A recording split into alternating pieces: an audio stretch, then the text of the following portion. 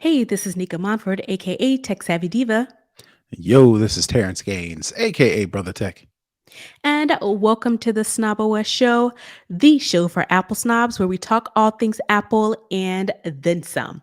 Welcome back, everyone, to a new episode of the snobOS show.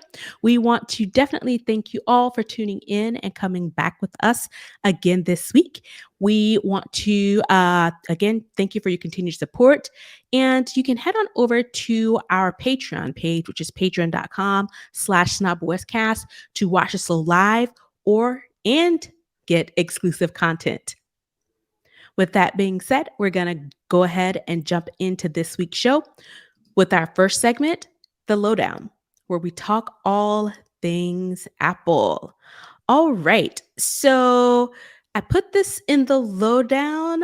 I guess it could have technically also gone into second string, but this is where I put it. Microsoft is rolling out iMessage on Windows 11. So, for those of you who want to use iMessage on your non Mac OS devices, it looks like that support is coming to Windows.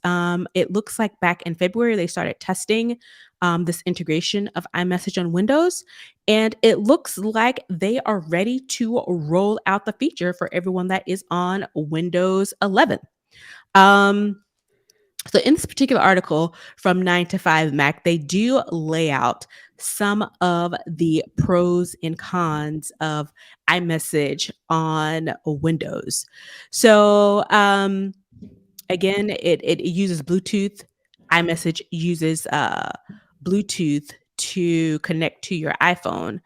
And a Windows PC passes SMS and iMessage. So typically, like I said, for iOS devices, it uses iMessage, but for Windows PC, it looks like it did um, SMS and iMessages. So here are some limitations when it comes to that syncing. Your full message history won't sync.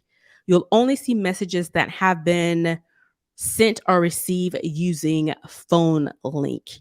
And I don't think I said what phone link is, but that is the Phone Link latest is the version Phone Link is the app on Windows 11 that that enables you allows to you send and receive SMS and iMessages via your Windows 11 device or Windows 11 computer. I don't say computer. Windows 11 device. Yeah. Yep, your computer. Again, so phone link is the conduit to getting these messages. So Mhm. again, your full message history will not show, but only the messages that are sent and received using the app that's on your Windows machine, which is Phone Link. You can't send pictures or videos and no support for group conversations. And all messages appear in gray. So basically, this is not iMessage because the whole point of iMessage is no matter what device I'm using, whether it be an iPhone, whether it be a laptop, whether a MacBook, whether it be an iPad, whether it be my Apple Apple Watch, Watch. I should be able to send and receive messages and get the updated history. Now, it's not foolproof. Sometimes the messages will come in delayed on one device. Mhm. Sometimes I'll read a message on my phone and the um all the red message won't quickly show as red if I look at it on my Apple Watch, but still, It's there. if I send a message on my MacBook that I received a message from Nica, if I go on my phone, if I go on my watch, if I go on my iPad, It's all that there. full message history will still be there. I'll be able to see what Nika said 2 weeks ago, a month ago, a year ago, versus the way this phone link for Windows 11 is if me and Nika have a conversation back and forth, maybe 5 or 6 messages deep, and then I go on my phone and try to pick up that conversation, I won't be able to see it. So that's So the like, go ahead. No, I was just gonna say for me, the seeing the full message history, not seeing that unless you use the app, that to me, it's an inconvenience that's not really how iMessage works. But, you could probably contend with that. But my thing is, you can't send pictures or videos. It's literally just text Right, right. and Yep. no group No group conversations. conversations and no blue, bubbles, all gray. The last one, even neither here nor there for me, but that first one to me, that's pretty important Yeah. because if I'm sitting in front of my computer and I need to reference a message that you sent me 2 weeks ago, and I'm going through my computer and iMessage on my computer and I cannot find that message, if I forgot that I sent that message to you via Windows 11, I either have to remember that or I just don't get privy to that whole conversation. So, Right. you gotta keep your wits about you if you're using Windows 11 to send and receive iMessages. You have to remember, all right, these messages, these texts, I don't call them that texts. These messages that I sent you, I have to remember that I sent them to Mhm. you via phone link via Windows Mhm. 11. Because if I forget, I'm gonna go on my phone later and be And like, I see I 'em. could have swore I sent you that confirmation, and then I'm out and about, like I'm at a hotel or I'm at an event, and I need to refer back to that confirmation ticket that you sent me, and it dawns on me, oh, I sent it on my Windows 11 machine. What good is that going to do me when I'm standing in line trying to get into this event, trying to recall that confirmation number that I need in order to get into the event, right? I just Yeah, you created just this SOL. scenario, but Yeah. right. You just I just SOL. created right, right. So to me, that first one is a full stop. It's like, all right, I'm good. Yeah, and the fact that they're calling it iMessage when it has none of the hallmarks of iMessage, they should just Hmm. call it phone link. Basically Right. saying that you could use your iPhone, you could send text messages on your iPhone On your through Windows a 11 Windows machine. machine. Right, Right. right, So they should just call it phone link and right. not iMessage comes to Windows because it's not the hallmarks of iMessage, group messaging, the blue And there are some bubbles. services And there are some services out there that kinda do the same thing that lets you send through a bevy of services. Like, I have to go through my mail because they sent me a beta link to actually get in, because one of the problems that I have, or challenges that I have, is I message a bunch of people all kind of different ways, right? It could be Mhm, through IG DMs, through Facebook Messenger, through Twitter DMs, through text message, through iMessage, right? Through WhatsApp. That's 6 things, right? Again, I have to remember, all right, I got to go to WhatsApp because we had that conversation here. We didn't have it in text message, we didn't have it in Twitter DM, that sort of thing. So mhm, I've kind of been looking for a solution that enables you to corral all these services into one, and I'm pretty sure they do a whole lot better than not being able to send pictures and videos, not being able to join group conversations, and being able to see your message history. But I don't know if this will work, but more power to Windows 11 and Microsoft, at least giving people the option for that that collaborative between your phone and your computer. Because there are a lot of people out there who have iPhones because that's just the de facto, mhm, but don't necessarily have a Mac because too expensive, whether it be the only computer that they use is given by their company and the company gave mhm. them a Windows 11 machine, whatever the case may be, just don't have a Mac. So I guess the ability to send and receive text messages and iMessages through your Windows 11, I, I mean, I guess you rather have it in this Then not. limited capacity than not at all. So I guess I guess for our Windows users that use this, is this good for you? it's Because better it than it nothing, it I suppose. I guess it says that the company, it'll take until mid-May, which is only a few weeks away, to show up for everyone globally. So again, it started to roll out, but everybody should have access to it mid-May. And you can download the phone link Hmm. app from Microsoft or in the App Store. Another thing, I guess, if you are interested in using this, um, It needs phone leak only works with iOS 14 or later, and it is not compatible with iPad. So this is literally just for your phone, Right. which I guess that's why I call it phone link. And since it's unofficial, Apple can still block this because it's unofficial. So keep that in mind as well. Yep. And you'll need Bluetooth on both devices for this to work. So, um, I'd be interested to see any of our listeners who use iPhones um, as their, mobile device, but use PCs as their, um, whether they use the Surface or any other type of Windows machine. If this, I guess, is a value add for you, because as an Apple user, I would see it as a bit of a hard stretch. But again, we're used to the seamless integration across all devices. So that may have our way of thinking on how iMessage works be a little bit different. But since it's, basically new to use with Windows, it may actually be a good thing. But let us know if it Right. works for you. All right. Next up, uh, good old Bloomberg has this article out about the updated health app coming to iPad, and it is possibly going to include an AI powered wellness coaching service. So, as a part of iOS 17, um, with this, we all know how much we enjoy the Apple Watch with the health features, and also even on the phone, the health app is very helpful. I was talking to a friend this weekend about it. She didn't realize all of the benefits that comes with the health app. Her dad is older and sick and going through health challenges, and so she didn't realize all of the benefits that were built into the iPhone as it relates to health.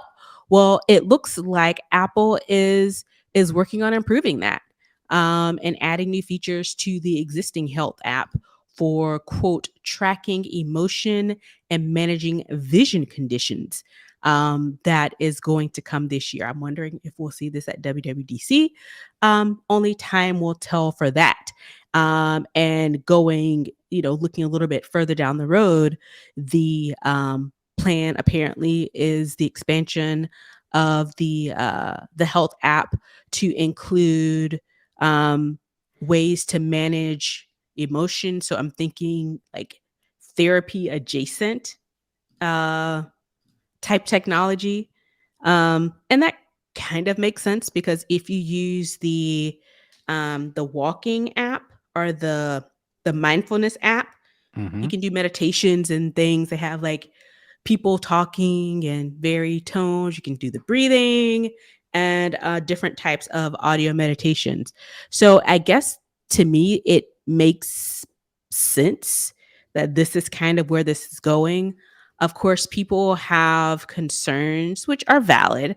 And I hope that, Apple addresses this once we get the official word that this is actually coming down, as how you're going to manage housing, mental health type data for individuals, and how the AI is going to adapt and work to, I guess, improve an individual's mental health as it relates to this app.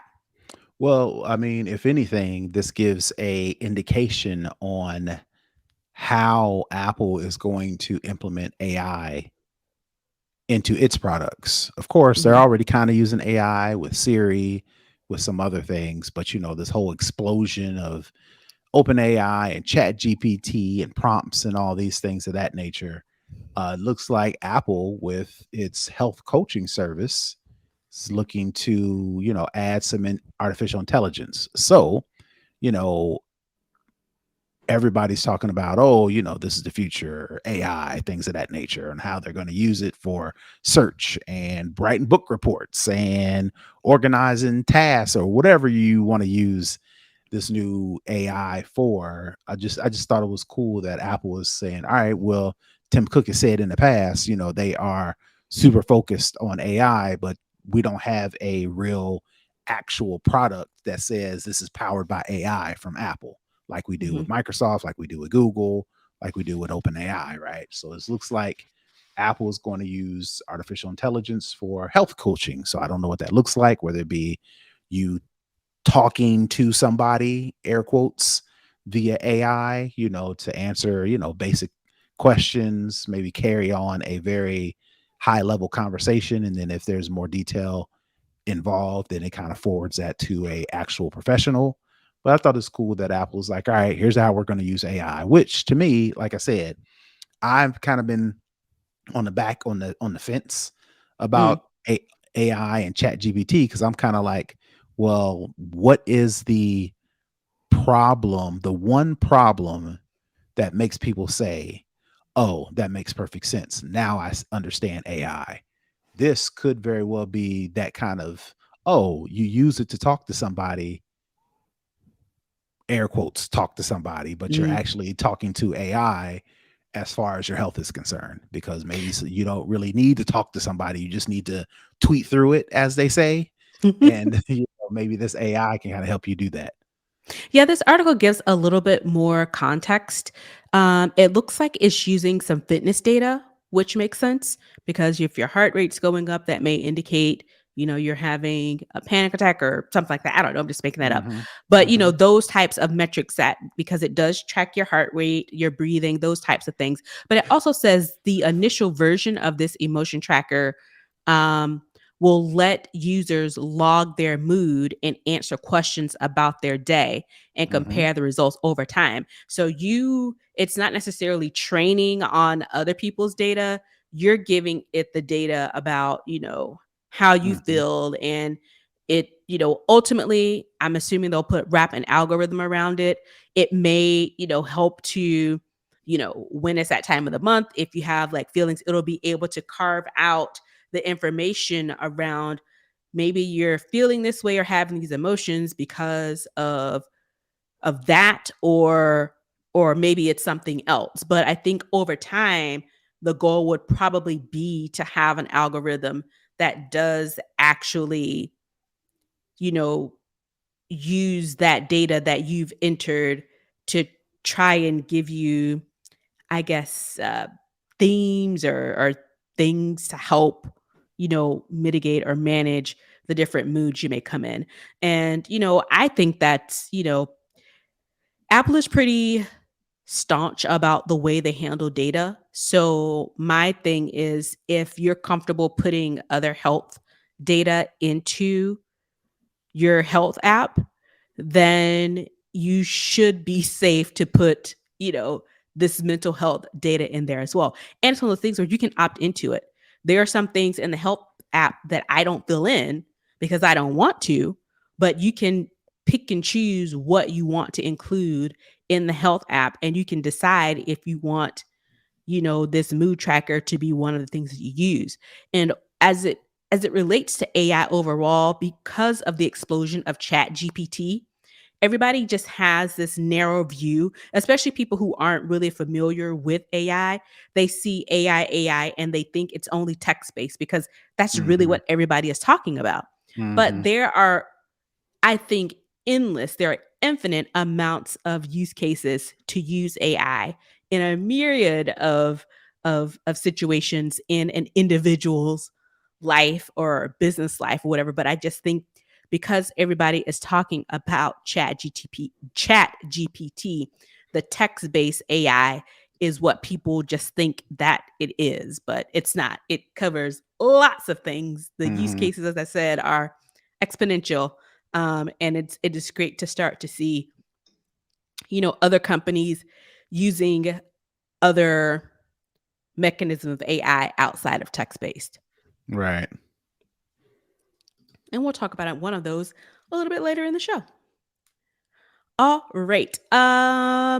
So I don't know how long has this been going on. We've talked about it several times. There was a big legal battle between Epic Games, the makers of Fortnite, and Apple. They had this huge lawsuit going back and forth, back and forth. Well, it seems as if this battle may have come to a close. Apple wins the appeal in the App Store legal battle, and Apple is calling it a quote, resounding victory. So, in this ongoing battle, because like I said, we've talked about this.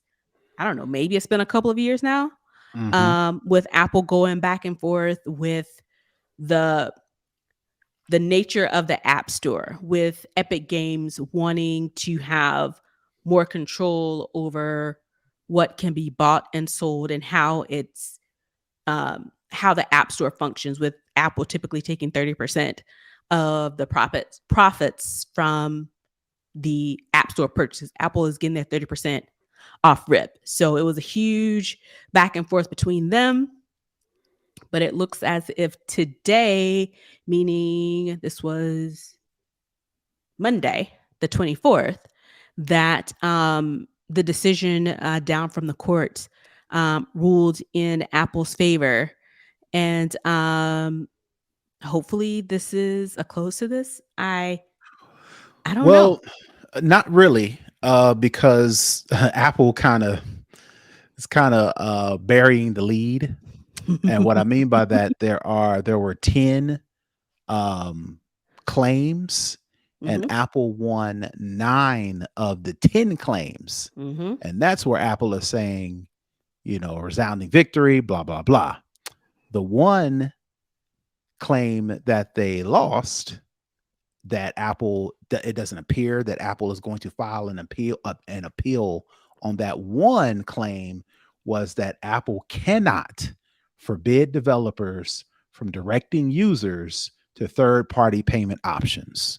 So basically what that says, if I'm downloading Fortnite for the first time and I download it for free, and then while I'm in the game, I decide I want to do an in-app purchase, I now, according to this, if I'm reading this correctly, correct me if I'm wrong, I can subscribe via Apple and continue to use my payment setup I've already got set up via my Apple ID, via my Apple subscriptions. subscriptions.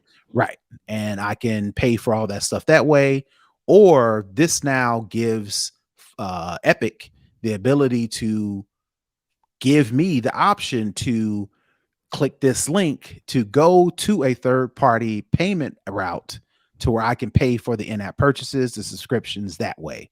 That's the one thing that Apple was trying to fight the whole time.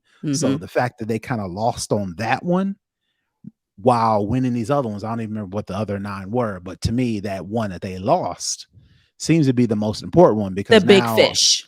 right, Epic can say, all right, click this link if you want to just pay us without going through Apple, which most people, I'm going to go through Apple To subscription because Apple. I already got that stuff set up. But Right. if now Epic has the option, people have the option, which is what Epic was fighting. Was their standpoint was Apple iPhone users don't have an option. They have to do it the Apple way. And they didn't think that was fair. Yada, yada, yada, fight. So now they've kind of won that one. So we'll definitely see where this goes, if Apple will appeal.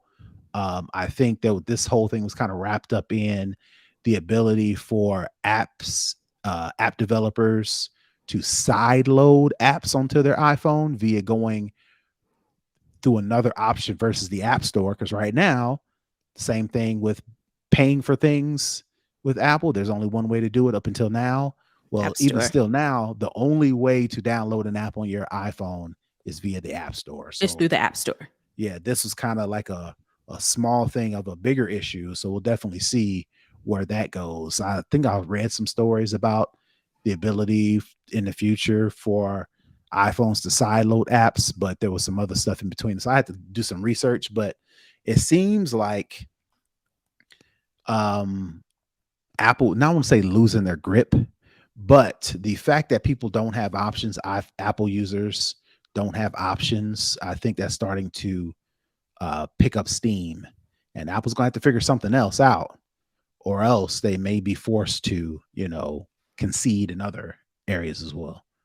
Right. Again, this is very complicated.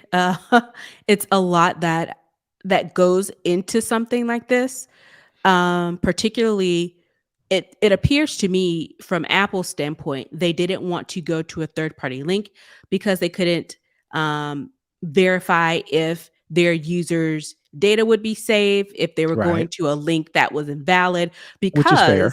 which is Mhm. fair because at the end of the day, if you're on your iPhone, you download an app, you click on the in app purchase, it takes you somewhere else. Most people Who aren't going knows? to Right. blame where it's going. They're gonna say, "Well, I clicked on this on my iPhone and my iPhone took me here." They may not necessarily say, "I went to this third party and they stole my money." No, I Mhm. use this app in Apple, Yep.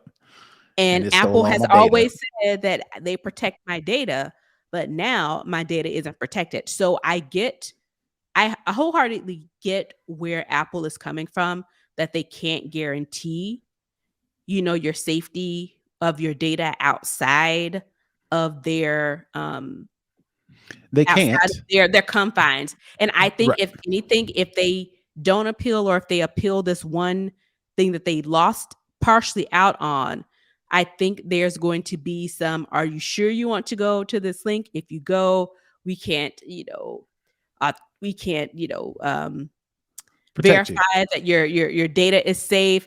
Right. You're leaving outside of Apple. We have no liability if your data gets stolen," or whatever the case may be. This ain't on us. Yeah, yeah. But at the same time, you still gotta give people the option. Yeah. And, as much as they are right, Apple trying to use that as a scare tactic to scare people into continuing to use the Apple so they can get more money, Right. it's kinda it's not it's not disingenuous is not the right word, Right. but, we get it. You do wanna make sure Apple the experience stays the experience that you want people to see, Mhm. but if people wanna choose otherwise, you gotta be like, "Alright," and let them do it. And that's pretty much what the court said. They're saying that App Store protects users' privacy and data while still giving users the freedom to choose a platform.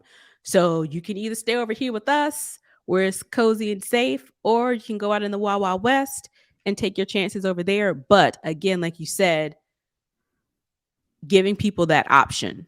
Before, I think, particularly when Apple first became Apple, meaning in the mobile phone game, there wasn't a lot of competition.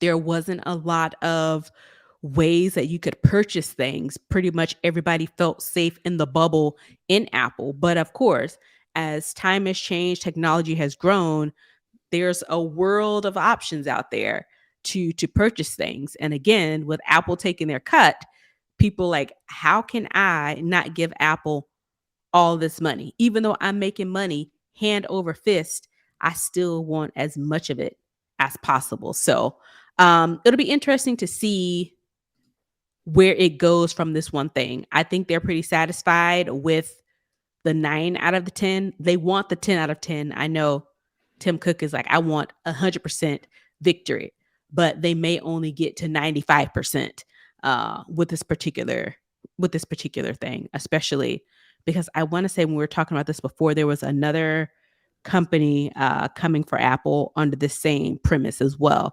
I can't remember it. It's been a while ago, but it's one of those things where you kind of have to, unfortunately, grow with the technology, and let people make those decisions. And if the decision isn't the best for them, then they'll fix it and come back. Or if it's good going out to wherever they're going, then they'll keep doing that. But yeah, so mm, that's kind of where we are. That is going to wrap up the lowdown, where we talk all things Apple. Let's head on over to Second String, where we talk all other tech.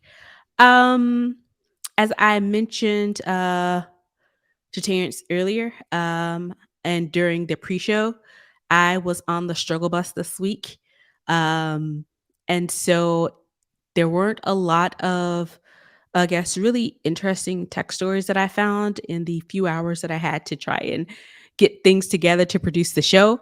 But I do know that Terrance is a big Xbox user, and I'm not sure if, I don't think I've seen this on Twitter timeline. But um, Twitter has removed. I think they originally took away some of the third party APIs or links that you could use.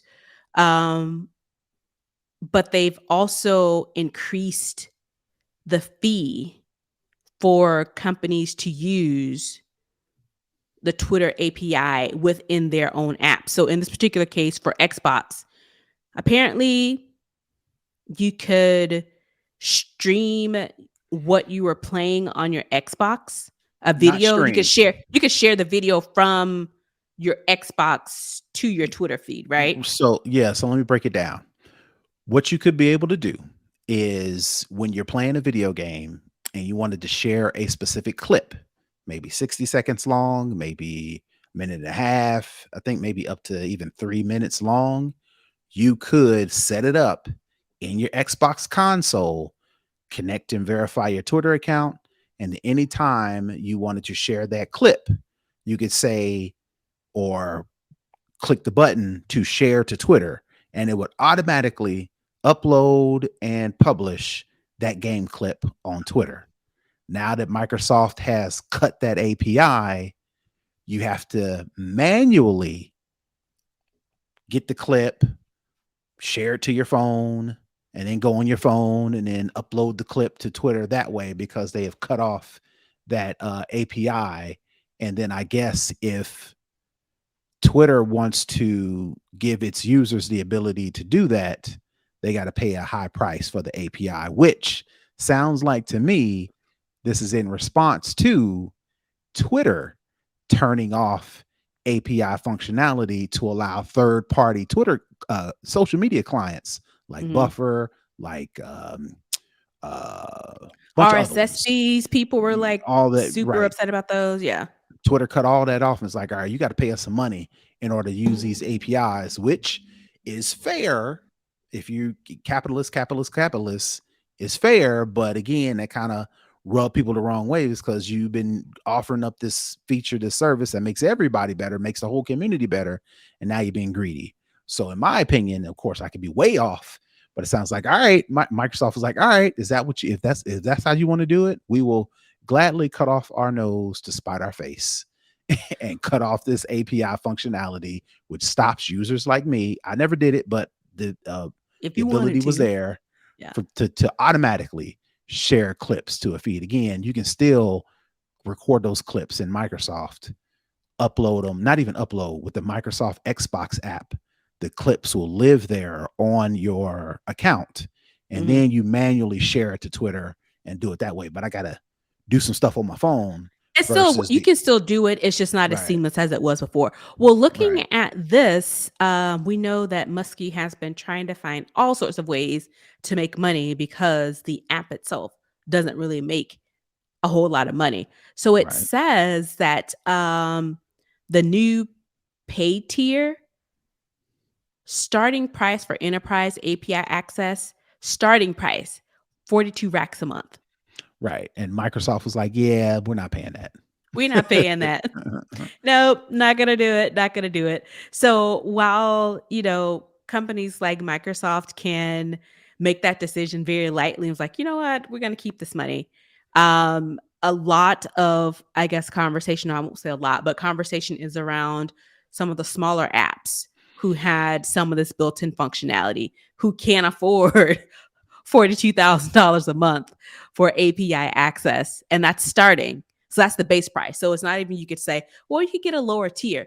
No, the base price, the starting price is 42,000, and many smaller apps, smaller companies just can't afford um, to have that. So their app lose functionality, may lose users as well.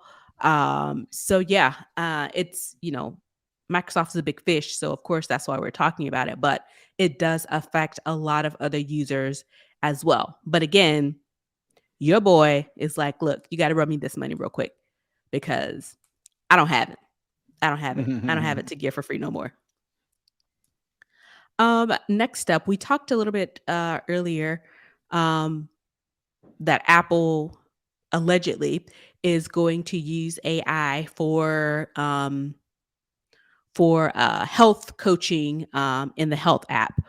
So there, like I mentioned, there are many different use cases for AI, and the latest use, we've seen it for text, we've seen it for photos. It has now come to music.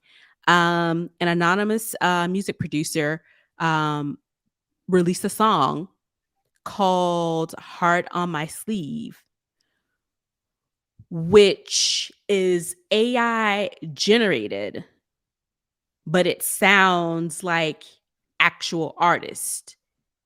So it's vocals from trained on Drake and The Weeknd, but it's actually AI. It's not actually Drake's voice. It's not actually The Weeknd's voice, but it's AI generated. But the song went viral and people were really going up for it. I know I saw one on I think I saw it on Instagram. They had Rihanna, which y'all know is one of my faves, singing other people's songs. So they did Cuff It. They did, I think, Kill Bill by SZA. They did a song by Thames.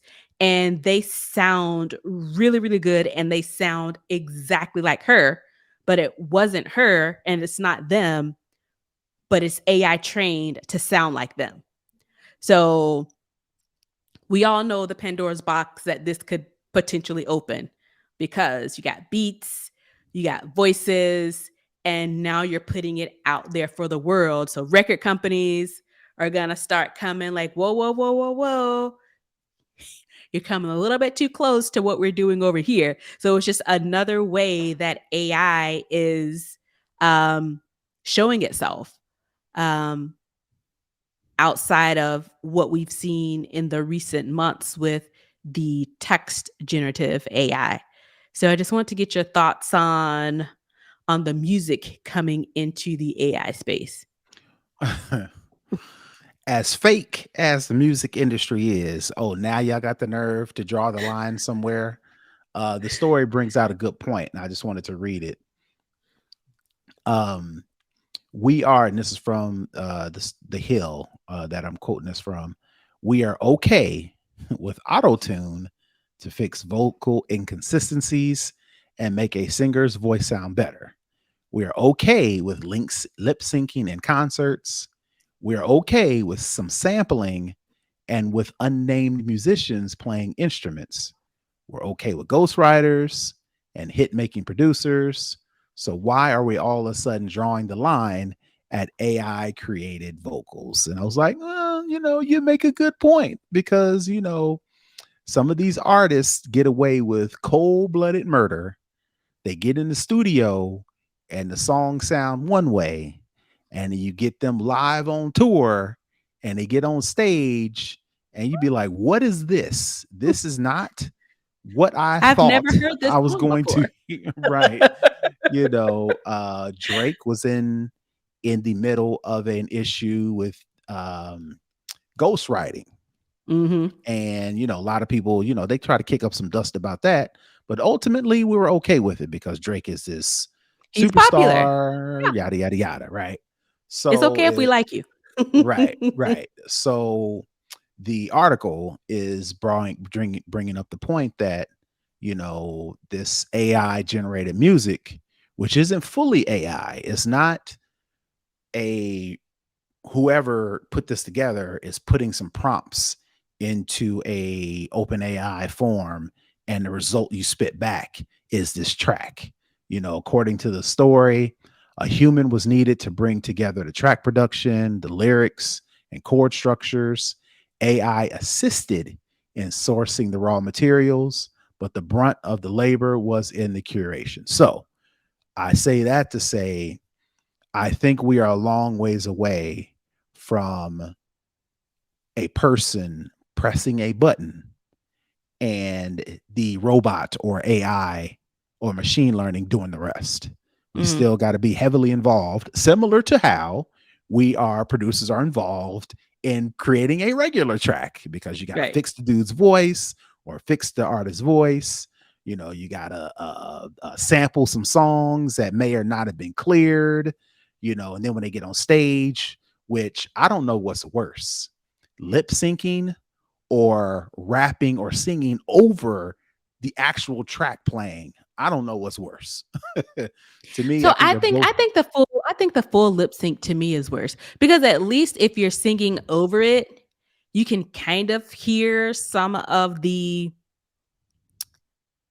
I don't want to say authentic, but Mhm. the real person. It kind Okay. of does, to me, it gives you, if I'm at a concert, you have the backing vocal and then you have the person singing. So you can hear them singing and you have the underlying background track going. But then if they start to do a little 8 count or whatever, they breathe a little hard, you can still enjoy the song while they do Well, the little see, 8 count. They come back. that is in theory ideal. The concerts and the performances that I've heard is the person singing over their own vocals, Hmm. not necessarily singing the lead without the vocals and then having the background singers be on the record. Hmm. I'm talking about rappers and artists singing in the microphone, trying to match the pace of the actual vocals that they put in the studio. And then when if they start too slow or Oh, they it can't falls hit out of the note, sync. yeah, Gotcha, yeah, gotcha. it sounds like it's weird. And like I said, Hmm. I don't know which is worse. You clearly lip syncing over this whole song, or you trying to compete with your own vocals. I don't know which one is worse, but anyway, all that to say, I think we are, in my opinion, I think we are far ways away from a rapper. I mean, sorry, for a rapper or artist pressing a button and creating this art by itself using AI. So I think, while of course the media, the record labels have cause to be concerned because they don't have their paws in this. They This is don't taking away have some no of their they money. yep. Yeah, I think we're still a long ways away. So again, this is a sneak peek into what could happen. So clearly something has to be done ahead of time before this gets out of whack. And then we're trying to double back to try to figure out what the answer is after the fact, Mhm. reactionary. But at the same time, I haven't listened to none of the songs. So I'm not sure, whether I'd be with it or not. I would like to believe that there are people out there that support the artist and will buy the song and will listen to the song and support the artist because they like the artist, not Mhm. necessarily like, I don't care who sings this, as long as it's toe tappy, I don't care. I want to Right. believe there's some people out there who will Yeah, drown out the few the who are noise. like, Yeah. as long as it's catchy, I don't care. Yeah. I think what this from this article and from, at large is the fact that this is coming. This is it may be down the road, but you can see the outline, you can see the shape. It's starting to come into focus. So basically, now is a time that if you want to put some guardrails on this or some controls on this, you better be doing it now Right. because the girls are coming Right. fast. So uh, if you want to get ahead of this or get your grubby little hands on the money aspect of this, then you got some work to do. You got some thought to start to putting into this. All right, that is going to wrap up Second String.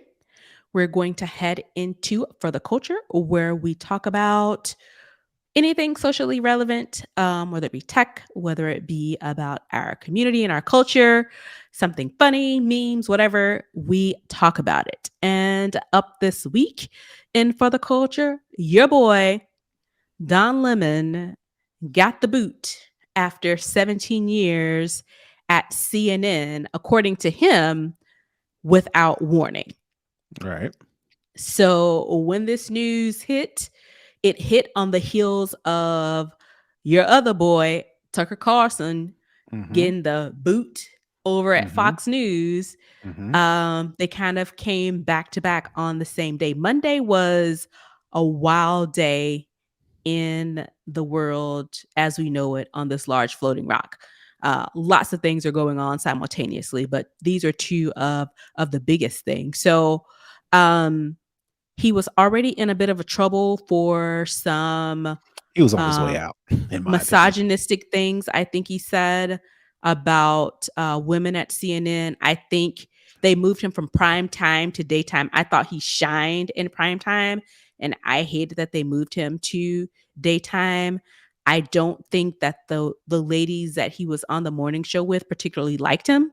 Mhm. Um, so I think that was one of the reasons that he was, on the way out. But it appears as if the final straw came when they were interviewing this, to me, outlier GOP candidate for president.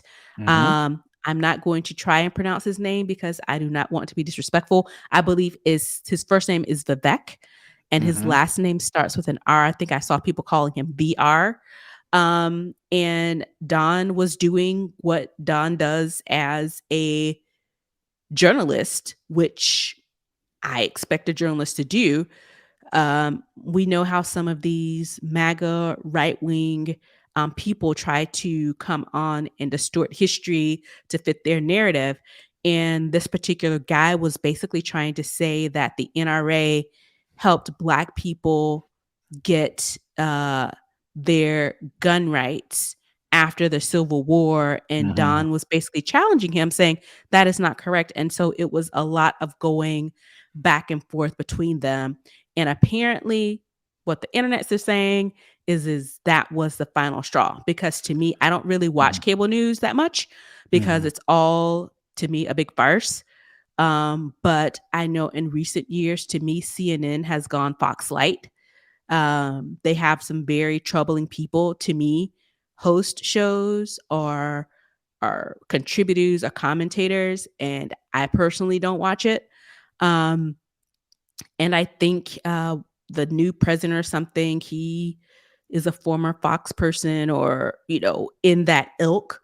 And the word on the curb is that interaction with him is what um, really did it.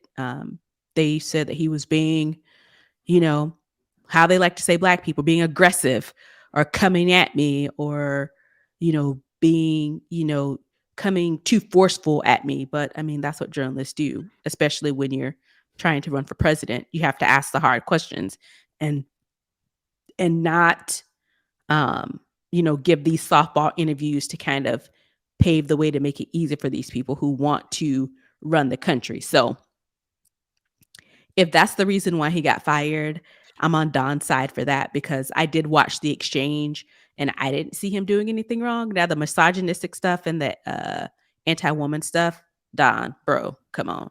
But again, like you said, he's been on his way out. I think it started with the New Year's celebrations. He Well, was it did it having too good of a so time. so with this new management, you mentioned it, they're under new management. I'm not sure where this new CEO or leader is from. I'm not sure what his background is, but it's been clear. I don't know if it's unwritten or outright. This is the direction that CNN is going. CNN for the past couple of years has been steering back towards the center, and CNN wanted to be all we do is report the news. Now you brought up, the New Year's events at CNN that not just Don Lemon, but Anderson Cooper and a couple other people, have really been kind of this is Having our a time to good let time. loose, having a good Yep. time. And I think the new management's like, nah, that ain't what we doing no more. So they stopped all that. Of course, Don Lemon has his most memorable times in the media as a result of those New Year's Eve parties. So he was kind of the person that they all kind of pointed to as that's the guy that's be kicking it during New Year's Eve live on CNN, right? So that was Mhm. kind of like a little notch against him. The fact that they stopped and or canceled his primetime show, I think it came on at 10 o'clock or whatever time it came on, and moved them to the mornings. Anytime in media, they start shifting your shows around. is pretty much the beginning of the end. So that And to taking you from me, a and late night show to a right morning to a show, morning that's a show, completely right, different ethos. Yeah. right. So you add that, you add those two things, and then you add the Nikki Haley thing, which Don Lemon did a terrible job of trying to explain what he was trying to say. The whole thing behind that was Nikki Haley is running for president. She's a Republican, and she was saying we need to get these old folks out of office. Specifically President Biden, who is admittedly old than a mug, past his prime, right? That's what she said. In response to that, Don Lemon was trying to say the way masculinity, the way our patriarchal society works, women who are Nikki Haley's age could be considered past their prime as well, because any woman who's in their 30s, 40s, 50s, the media, entertainment, everybody deems them too old, right? So Mm. what he was trying to say was, who are you to Basically, talk the about? same Tell thing you're somebody too old. saying, somebody would say the same thing about you. Somebody could say the same thing about you, but that's not what happened. He didn't say it that Mm. way, and it came out that he was being ageist and misogynist, things like that. So that was a knock against him as well. I don't know if the straw that broke the camel's back was him in this interaction between that guy that you mentioned about which is wild, that he said that the Second Amendment and the right to bear arms helped black people after slavery. It's bananas. So if I was sitting up there, I would have called him, held his feet to the fire. I think anybody would have. Well, he had Well, a maybe not, co-host and she didn't say anything. She well, just kind of because laid well, back and I got on her if phone. if I would have did the same thing, because you could see Don Lemon's like, wait a minute, I can't take this no more. I'm like, all right, the floor is yours, homie. So I don't know if that was a straw that broke the camel's back, but in between all that, there have been text messages, there have been back and forths with other, specifically women colleagues at CNN, and it's Like like I said, Don his Lemon is co-hosts don't seem to like him. right, and any other people. There's a whole like little history of spats and back and Yeah. forths with Don Lemon at the center, and I think you add all that up, and they're like, it's time to move on from Don Lemon, because in my opinion, I don't know the dude.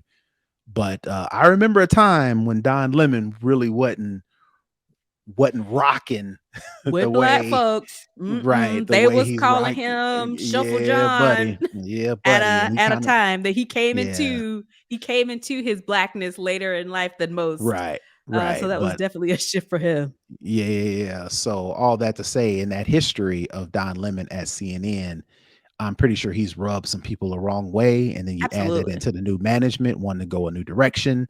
And he's He been was there for so probably, long. and he's kind of like more the recognizable faces at CNN. I think, the writing was on the wall for a long time. Yeah. Yeah.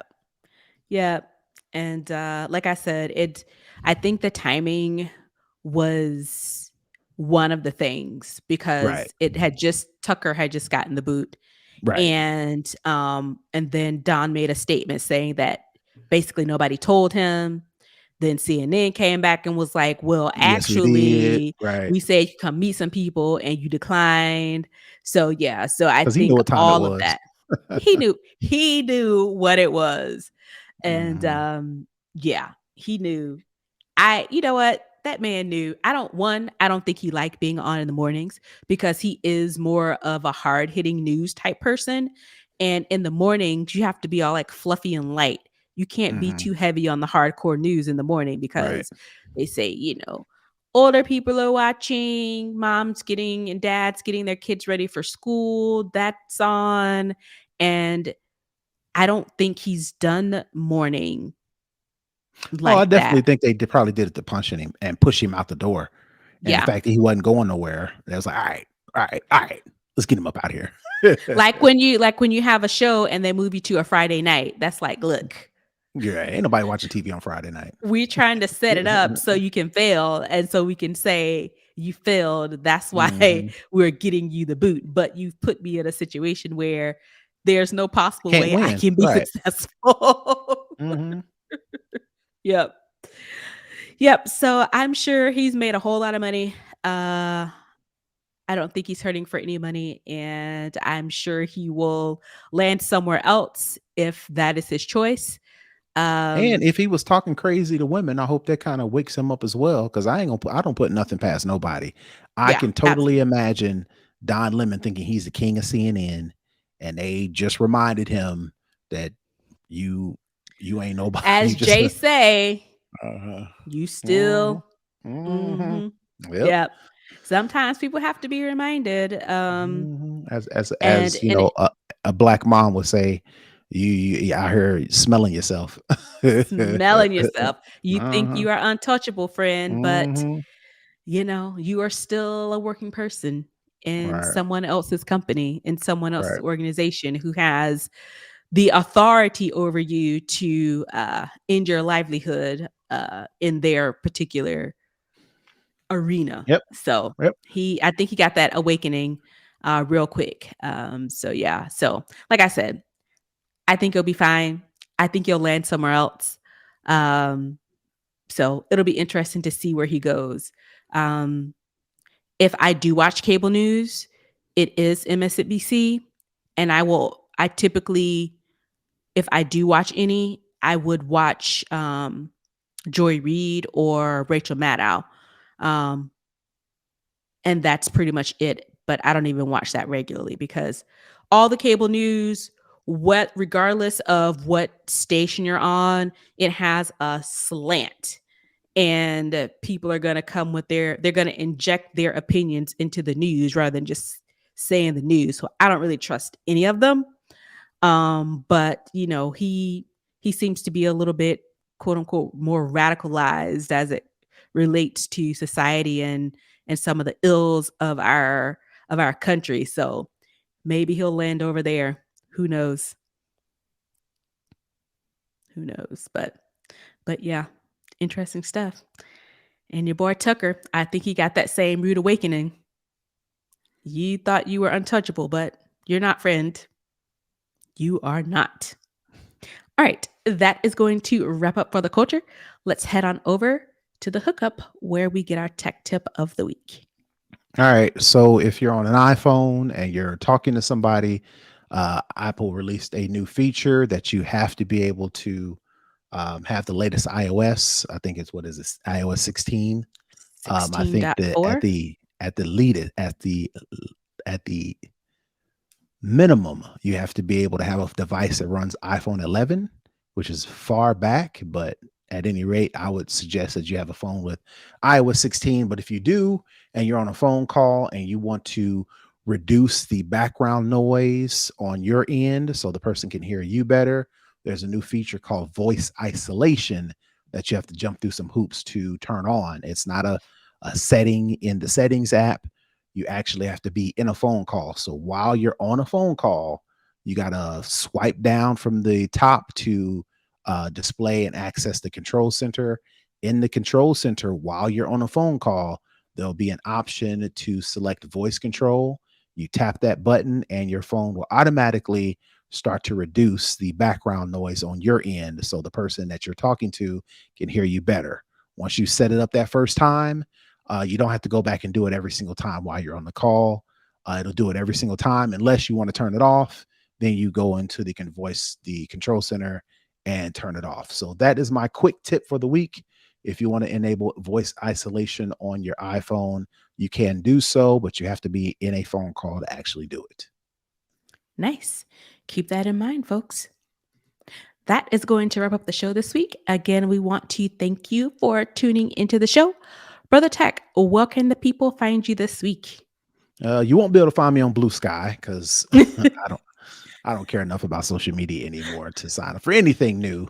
But Instagram, Twitter, you can find me at Brother Tech. It's BROTHATECH.